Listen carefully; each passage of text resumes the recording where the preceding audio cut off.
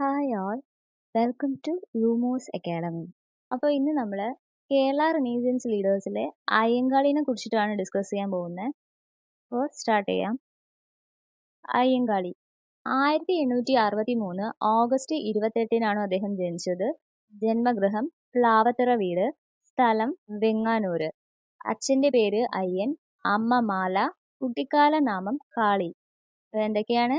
1863 August 28 Plavathara വീട്ടിൽ വെങ്ങാനൂരാണ് അയ്യങ്കാളി ജനിച്ചത്.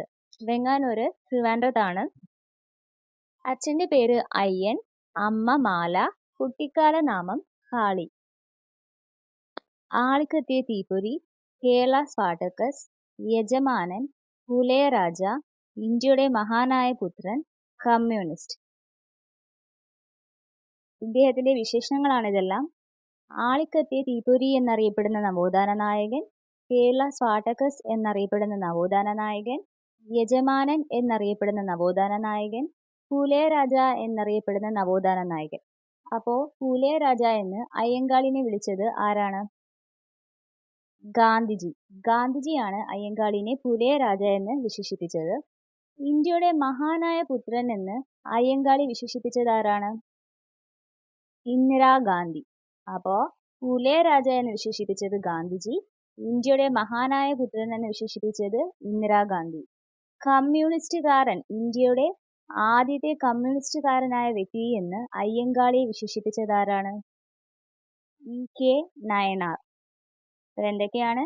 പുലയരാജ എന്ന് വിശേഷിപ്പിച്ചത് ഗാന്ധിജി, ഇന്ത്യയുടെ മഹാനായ പുത്രൻ എന്ന് വിശേഷിപ്പിച്ചത് ഇന്ദിരാഗാന്ധി, ഇന്ത്യയുടെ ആദ്യത്തെ കമ്മ്യൂണിസ്റ്റുകാരനായ വ്യക്തി എന്ന് വിശേഷിപ്പിച്ചത് കെ നയനാർ. അയ്യങ്കാളി സ്ഥാപിച്ച സംഘമാണ് സാധുജന പരിപാലന സംഘം. വർഷം 1907. അതായത് SNDPയുടെ മാതൃകയിൽ അയ്യങ്കാളി സ്ഥാപിച്ച സംഘമാണ് സാധുജന പരിപാലന സംഘം. ഇതിന്റെ മുഖപത്രമാണ് സാധുജന പരിപാലിനി. ഈ സാധുജന പരിപാലിനി പിന്നീട് ഇന്ത്യയിലെ തന്നെ ദളിത് പത്രമായി, ആദ്യത്തെ ദളിത് പത്രമായി മാറുകയും ഇതിന്റെ മുഖ്യ പത്രാധിപരായിരുന്നു ചെമ്പത്തറ കാളി ചോതി കറുപ്പൻ. അപ്പൊ എന്താണ് സാധുജന പരിപാലന സംഘം? വർഷം 1907. മുഖപത്രം സാധുജന പരിപാലിനി. ഇതിന്റെ മുഖ്യ പത്രാധിപരായിരുന്നു ചെമ്പത്തറ കാളി ചോതി കറുപ്പൻ. സാധുജന പരിപാലന സംഘം പിന്നീട് പുലയ മഹാസഭയായി മാറിയ വർഷം എക്സാമിന് ചോദിച്ചിട്ടുണ്ട്. 1938. അതായത് 1907 സ്ഥാപിച്ച സാധുജന പരിപാലന സംഘം പുലയ മഹാസഭയായി മാറിയ വർഷം ഏതാണെന്നാണ് ചോദിച്ചത്. 1938. അപ്പോൾ ഇതില് സാധുജന പരിപാലനിയും സാധുജന പരിപാലന സംഘം ഇതെല്ലാം ഇമ്പോർട്ടൻ്റ് ആണ്. ഈ പറഞ്ഞ 4 ഫാക്ട്സും ഇമ്പോർട്ടൻറ്റും എക്സാമിന് PYQ കൂടിയാണ്. അയ്യങ്കാളി നയിച്ച സമരങ്ങൾ നമുക്ക് നോക്കാം.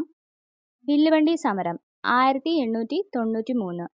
കല്ലുമാല സമരം 1915. പുലയ ലഹള വർഷം 1915. കുടിപ്പള്ളിക്കുടം അവിടെ നിൽക്കട്ടെ. നെടുങ്ങാട് ചന്ത കലാപം 1912. അപ്പോൾ വില്ലുവണ്ടി സമരം 1893. സഞ്ചാര സ്വാതന്ത്ര്യവുമായി ബന്ധപ്പെട്ട സമരമാണ് വില്ലുവണ്ടി സമരം. അതായത് താഴ്ന്ന ജാതിയിൽപ്പെട്ടവർക്ക് പൊതുനിരത്തിലൂടെ സഞ്ചാര സ്വാതന്ത്ര്യത്തിന് വേണ്ടി നടന്ന സമരമാണ് വില്ലുവണ്ടി സമരം. വർഷം 1893. കല്ലുമാല സമരം വർഷം 1915. കല്ലുമാല സമരത്തിന് മറ്റൊരു പേരും കൂടിയുണ്ട്, പെരിങ്ങാട് ലഹള. അതായത് പെരിങ്ങാട് വെച്ച് നടന്നതുകൊണ്ടാണ് പെരിങ്ങാട് ലഹള എന്നുകൂടി അറിയപ്പെടുന്നത്. 1915. പുലയ ലഹള 1915.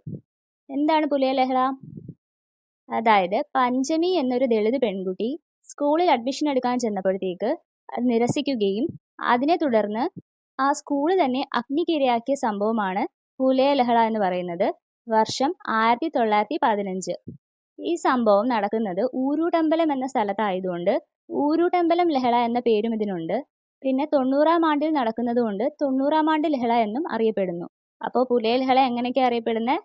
90-ാം ആണ്ട് ലഹള, ഊരൂട്ടമ്പലം ലഹള, ഇതെല്ലാം ഒന്നാണ്. 1915. അയ്യങ്കാളി നേതൃത്വം നൽകിയ മറ്റൊരു കലാപമാണ് നെടുങ്ങാട് ചന്ത കലാപം. വർഷം 1912. അയ്യങ്കാളി കൂടിപ്പള്ളിക്കൂടം സ്ഥാപിച്ച വർഷം 1905. അപ്പൊ എന്തൊക്കെയാണ്?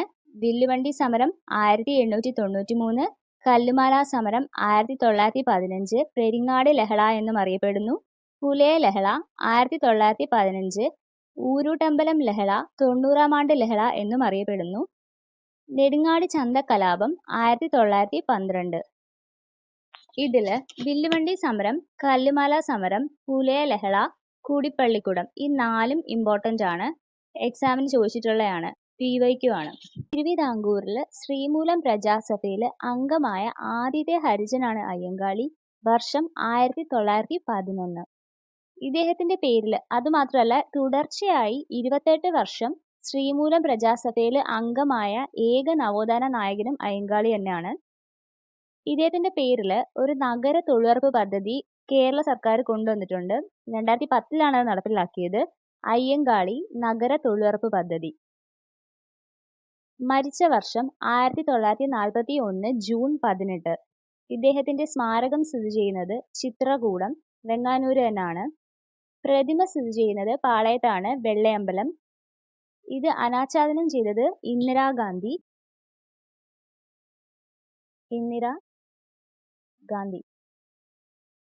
ഇതിന്റെ ശില്പി ഇസ്ര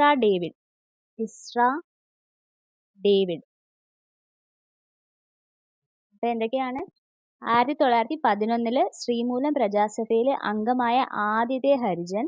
തുടർച്ചയായി 28 വർഷം ശ്രീമൂലം പ്രജാസഭയിൽ അംഗമായ ഏക നവോത്ഥാന നായകനും അദ്ദേഹമാണ്. 2010 കേരള സർക്കാർ അയ്യങ്കാളി നഗര തൊഴിലുറപ്പ് പദ്ധതി കൊണ്ടുവന്നു.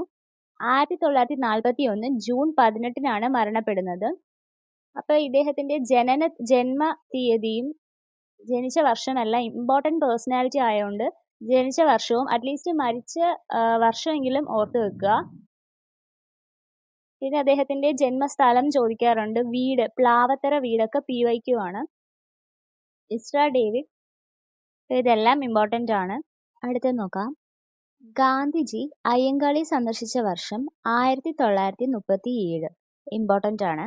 അതേപോലെ തന്നെ ഇന്ത്യൻ തപാൽ വകുപ്പ് അയ്യങ്കാളിനെ ആദരിച്ചുകൊണ്ട് സ്റ്റാമ്പ് പുറത്തിറക്കിയ വർഷം 2002 ഓഗസ്റ്റ് 12. വർഷം പഠിച്ചു വെച്ചേക്കുക, 2002. ആധുനിക ദളിതരുടെ പിതാവ് എന്നറിയപ്പെടുന്ന നവോത്ഥാന നായകൻ, മഹാത്മാ എന്നറിയപ്പെടുന്ന നവോത്ഥാന നായകൻ, മഹാത്മാ എന്നറിയപ്പെടുന്ന കേരള നവോത്ഥാന നായകൻ, ആദ്യത്തെ തൊഴിലാളി നേതാവായി വിശേഷിപ്പിക്കപ്പെടുന്ന വ്യക്തിയും അയ്യങ്കാളിയാണ്. ഇന്ത്യയിലെ ആദ്യത്തെ തൊഴിലാളി നേതാവായി വിശേഷിപ്പിക്കപ്പെടുന്ന വ്യക്തി അയ്യങ്കാളി. തിരുവിതാംകൂറിൽ കർഷക തൊഴിലാളികളുടെ ആദ്യ പണിമുടക്ക് സമരം നയിച്ചതും അയ്യങ്കാളിയാണ്. അപ്പൊ എന്തൊക്കെയാണ്? 1937 ഗാന്ധിജി അയ്യങ്കാളി സന്ദർശിച്ചു. 2002 ഇന്ത്യൻ പോസ്റ്റൽ ഡിപ്പാർട്ട്മെന്റ് സ്റ്റാമ്പ് പുറത്തിറക്കി. ആധുനിക ദളിതരുടെ പിതാവ് എന്നറിയപ്പെടുന്നു. മഹാത്മാ എന്ന തന്റെ പേരിന് മുന്നിൽ ചേർത്ത ഏക കേരള നവോത്ഥാന നായകനാണ് അയ്യങ്കാളി. പിന്നെന്താ? ഇന്ത്യയിലെ ആദ്യത്തെ തൊഴിലാളി നേതാവായി വിശേഷിപ്പിക്കപ്പെടുന്ന വ്യക്തിയാണ് അയ്യങ്കാളി. പിന്നെ തിരുവിതാംകൂറിൽ കർഷക തൊഴിലാളികളുടെ ആദ്യ പണിമുടക്ക് സമരം നയിച്ചതും അയ്യങ്കാളിയാണ്. പിന്നെ ശ്രീമൂലം തിരുനാളിനെ കുറിച്ച് പറയുകയാണെങ്കിൽ പിന്നോക്ക ജാതിയിൽപ്പെട്ട കുട്ടികൾക്ക് സർക്കാർ സ്കൂളുകളിൽ പഠിക്കാൻ സ്വാതന്ത്ര്യം നൽകിയ രാജാവ് ആരാന്ന് ചോദിച്ചാൽ ശ്രീമൂലം തിരുനാളാണ്. വർഷം 1914. ഇതെല്ലാം ഇമ്പോർട്ടൻ്റ് ആണ്. അതിൽ 1937, 2002 ആധുനിക ദളിതരുടെ പിതാവ്, മഹാത്മാ, അതിനൊക്കെ തൊഴിലാളികളുടെ നേതാവ് എന്ന് വിശേഷണം, ഇന്ത്യയിലെ ആദ്യത്തെ തൊഴിലാളി നേതാവായി വിശേഷിപ്പിക്കപ്പെടുന്നു. ഇതെല്ലാം ഇമ്പോർട്ടൻറ്റും PYQ ആണ്. ഇനി ഇദ്ദേഹത്തിന്റെ കോട്സ് ആണ്. ഞങ്ങളുടെ കുട്ടികളെ പഠിക്കുന്നതിന് നിങ്ങൾ അനുവദിക്കുന്നില്ലെങ്കിൽ നിങ്ങളുടെ വയലുകളിൽ കളകൾ വളരും. ഇവിടെ നിങ്ങളെന്നുള്ളു കേട്ടോ.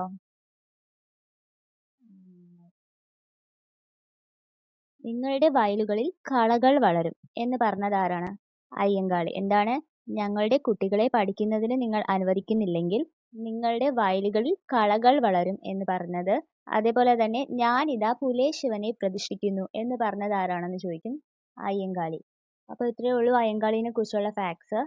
ഇമ്പോർട്ടൻറ്റ് ഫാക്ട്സും നമ്മൾ PYQയും എല്ലാം എടുത്തിട്ടുണ്ട്. ക്ലാസ് ഇഷ്ടപ്പെട്ടിട്ടുണ്ടെങ്കിൽ എല്ലാവരും സബ്സ്ക്രൈബ് ചെയ്യുക, ലൈക്ക് ചെയ്യുക, ഷെയർ ചെയ്യുക. ഇതിൻ്റെ കണ്ടിന്യൂഷൻ ഇനി ഉണ്ടാവും. അടുത്തത് നമ്മൾ വേറെ ടോപ്പിക്കായിട്ട് വരുന്നതായിരിക്കും. ഓക്കെ അപ്പോൾ